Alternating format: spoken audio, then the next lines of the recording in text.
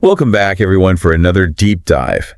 This time, we're going to be looking at this idea that you can actually change your external reality by changing your internal narrative. Have you ever felt stuck telling yourself the same story over and over? Totally. And it's holding you back? Yeah. Well, we're going to unpack this motivational video by Joe Dispenza titled, "Stop Telling What's Going On in Your Life." And he argues that you can rewire your brain and change your life just by changing your story. Wow. So to help us with this, we have our expert here with us. Hi. Who can break down the science and deeper implications of these ideas. Yeah, happy to be here.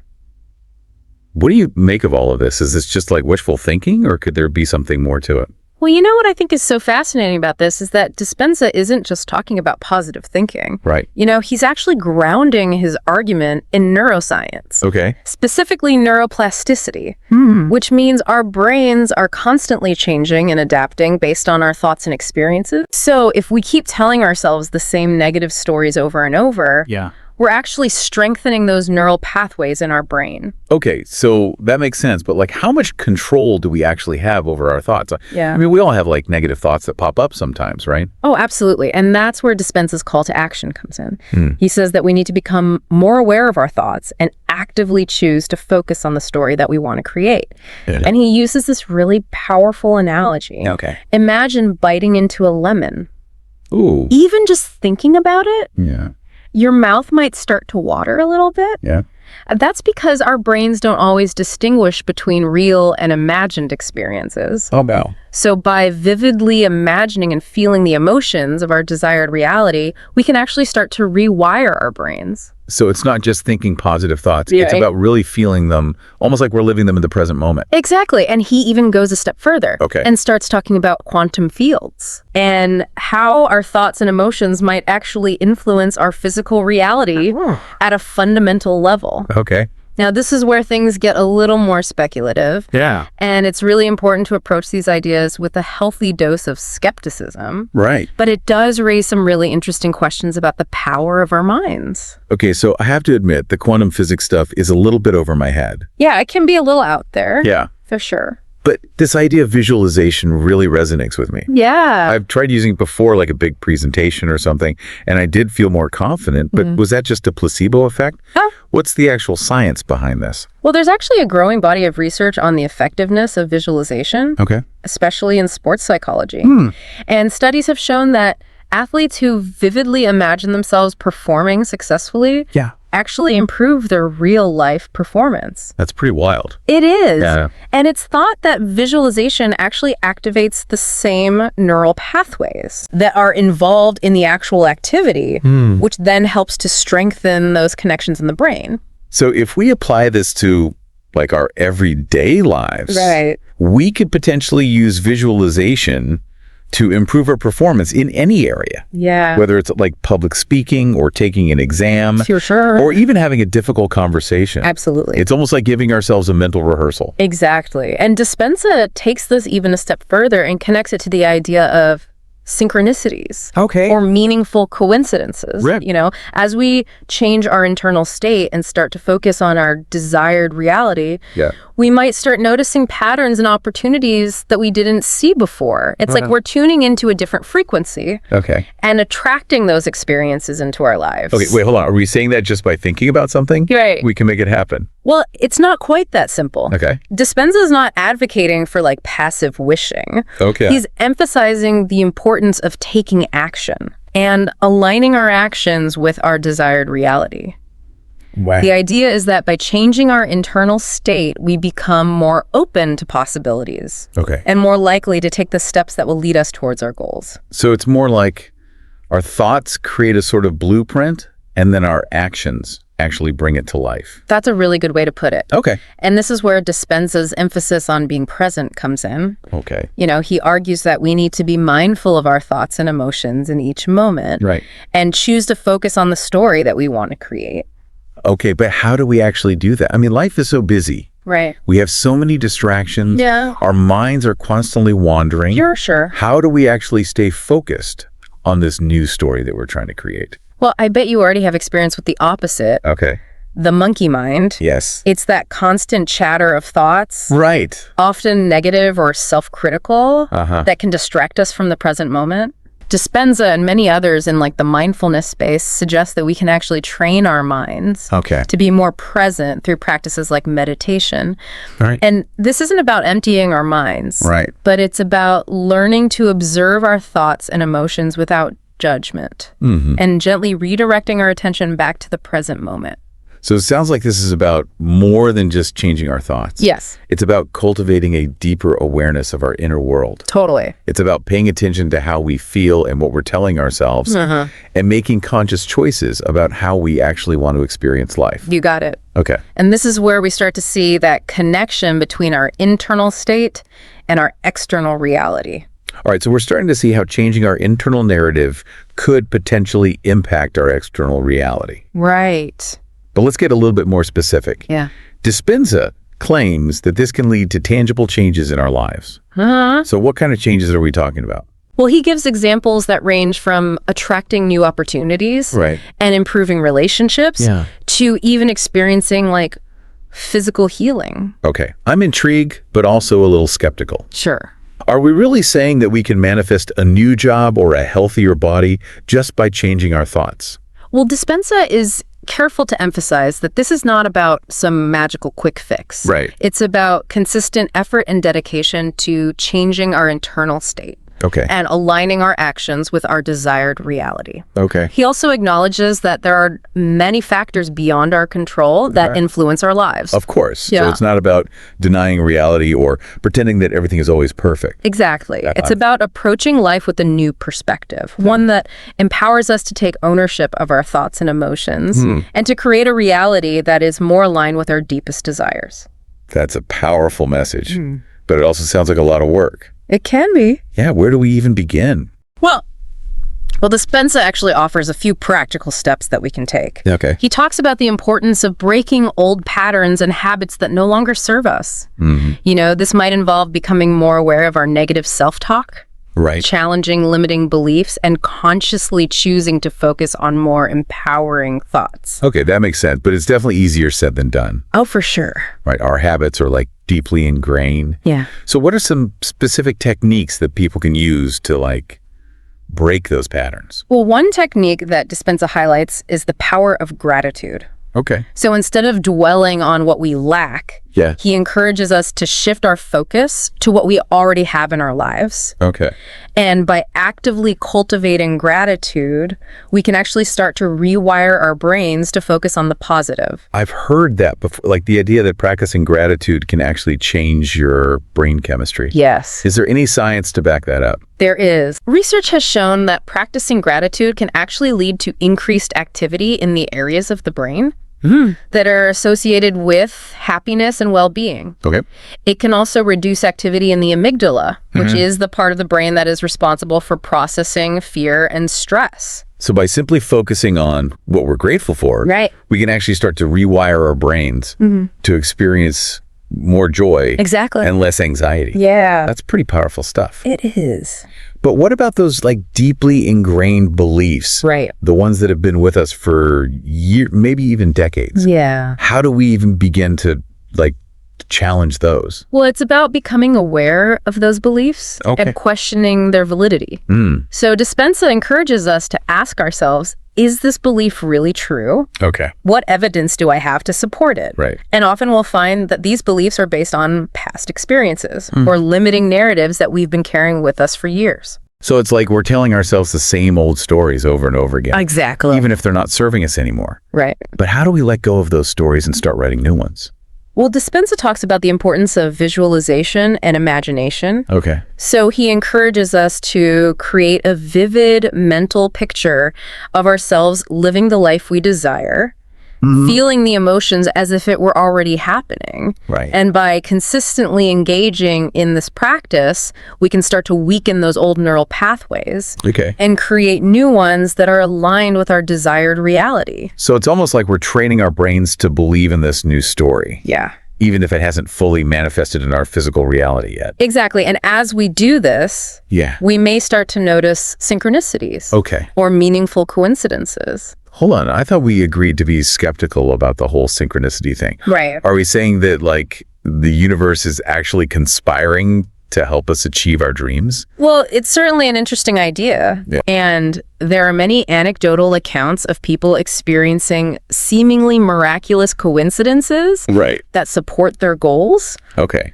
But it's also important to remember that correlation doesn't equal causation.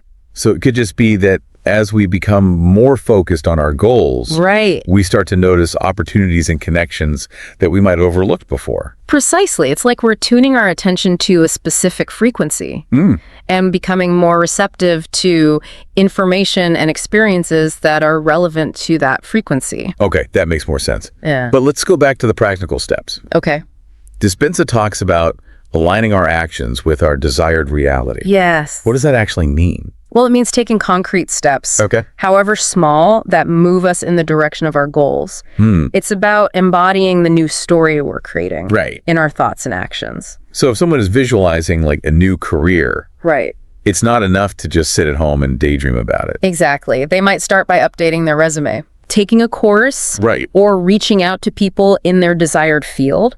Okay. The idea is to create momentum and to start acting as if the new reality is already in motion. So it's about taking action that is congruent with our desired reality. Precisely. And as we take action, Yeah. we start to gain feedback from the universe, Okay. which helps us to refine our goals and adjust our course. It's an ongoing process of creation and adjustment. This is starting to sound a bit like the law of attraction. Yeah. Are these ideas like similar? Well, there are definitely some similarities. Okay. Both emphasize the power of our thoughts and beliefs Right. in shaping our reality. However, Dispenza goes beyond the law of attraction by grounding his approach in neuroscience and providing practical techniques for rewiring our brains and aligning our actions with our desired reality. So it sounds like he's offering a more holistic approach. You think so? Yeah. Integrating like mind, body, and action. Exactly. But let's address the elephant in the room. What about all the people who try these techniques and don't see the results that they're hoping for? That's a really valid point. And Dispenza acknowledges that change takes time and effort. Okay. He emphasizes the importance of consistency and perseverance. It's like building a muscle. Right. The more we exercise it, the stronger it becomes. So it's not about expecting like overnight miracles. Exactly. It's about cultivating a new way of being, a new way of thinking and acting that aligns with our deepest desires. And that takes time, patience, Yes. and a willingness to experiment and adjust our approach along the way. Absolutely. Okay, this has been really insightful, but I have to be honest, some of this stuff still feels a little bit abstract. Sure. Can you give us some concrete examples of how people have applied these ideas to create real change in their lives? Yeah. Well, in his book, Becoming Supernatural, Dispenza shares numerous stories of people who have used his techniques to overcome challenges, ranging from chronic illness, to career setbacks, to relationship issues. Can you share one of those stories with us? Sure. I think a real-life example might help to illustrate how these principles work in practice. Absolutely. So there's a story about a woman who had been struggling with chronic pain for years. Okay. And she had tried numerous medical treatments with very little success. Wow. And through Dispenza's teachings, she began to understand how her negative thoughts and beliefs about her pain were actually contributing to her suffering.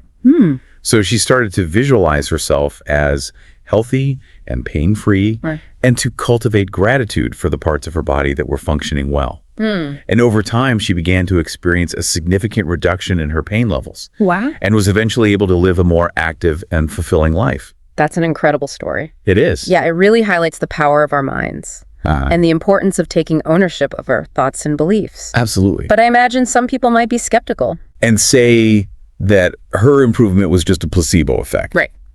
How would you respond to that?